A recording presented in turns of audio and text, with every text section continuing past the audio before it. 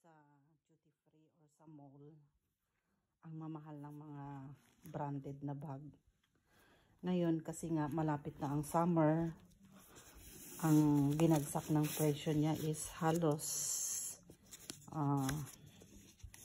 ito, ang price niya is 460. So nagiging ano na to kasi 60% off, ano na lang to siya, 130 after tax na. So di ba ang mura? Wala kang mabibiling ganito kamura sa Pilipinas. Kaya ayan, sayang ang mamahal doon sa atin. Ito yung Kate Spade.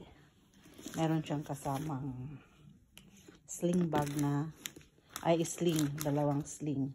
Pwede mo siyang pagpapalit. Tapos meron siyang maliit na wallet. Ayan yung loob, guys. Original leather. Maganda yung pagka leather ng Kate Spade kasi hindi siya madaling maano. Ayan siya, leather, mura. At ito pa isa, guys, isa pang Kate Spade na nagustuhan ko kasi ang mura talaga, bagsak presyo. Wala kang mabiling ganito na bag sa atin, ganito kamura. Ang price niya is 460, bali 460. So nagiging ano na lang to, $130.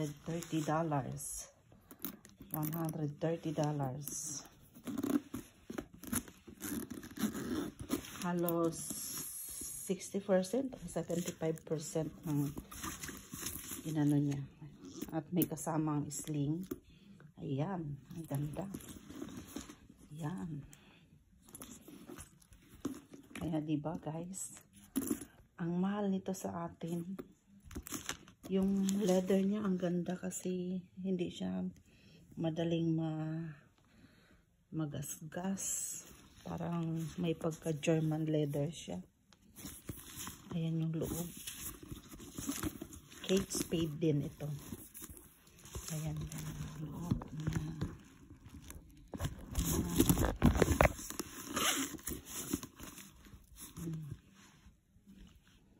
Bali, dalawa yung divider. At ang sumunod naman ay yung MK. Sa totoo lang, guys, nung nag-ikot ako sa duty free ng sa atin sa Pilipinas, ang mga presyo niya talagang nakakalula. Pero dito, guys, alam mo ba kung magkano ito? Ang original price niya ay 628. Ngayon nga, kaya dahil nag-sale, pumapatak lang to ng $200. Yung presyo niya dito at presyo sa Pilipinas, ito yung presyo niya sa atin, $628. Pero dito, dahil nga nag-sale, nakuha ko lang to ng $200 plus tax. So nagiging 222 kasi may tax pa. Ito, less tax na to siya, kaya medyo mura. Ito, $222. Diba ang mura? Yan, ang ganda. Leather. Yan, pag naikot kayo sa duty free sa Pilipinas, ang mamahal niyan.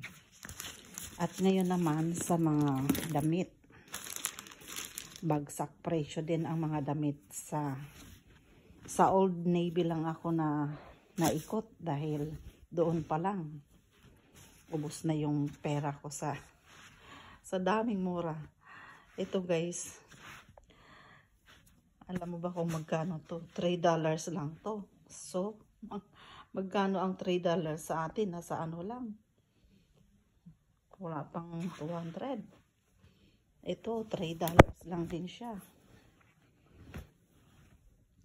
Mga branded na damit. Ito, nasa $5 lang ito. So, saan ka makakabili ng $5? Ang $5 is 200 pesos. Oh, ayan. Kaya, binili ko na siya. Maganda. Ito, $3 lang din siya. Blouse din na, Old Navy. Mahal ang Old Navy sa atin.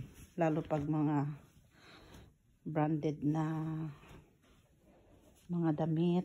Talagang wala kang mabibiling tagtig 200. Kasi pumapatak ng 200 yung 200 pesos yung yung $5. Ito $3 lang ito. Tapos ito naman yung Tommy, bagsak presyo din to. Ang Tommy sa atin ang mamahal. Ito pumapatak lang to ng $10. So ang $10 ay 400. Original yan na Tommy. Made in Vietnam. Wala kang mabiling Tommy sa atin na branded. Pero lang kung Tommy talaga na nasa palengke. Pero ito, original ito na Tommy. Yan guys. Ang daming sale. Ito naman, wala kang mabiling. Ito Poma ito. Poma na bra. Bali, $20. So, pumapatak ng 400 ang isa. Bali, 1 set kasi yan eh. Yan. Ito, $3 lang din ito. Tapos, ito naman yung jacket. Nasa $7 lang ito. So, wala pang mga nasa 500 lang mahigit. Plus ito, $5. Mga Old Navy yan. Kaya doon pa lang sa Old Navy, biro mo yung $100 mo eh, ang dami mo nang nabibili. Kasi barya-barya. Ito naman yung pila. Bigay naman to ng anak ko. Sale din ito. Fila. Yan.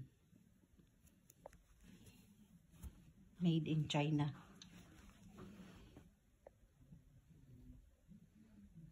Yan guys.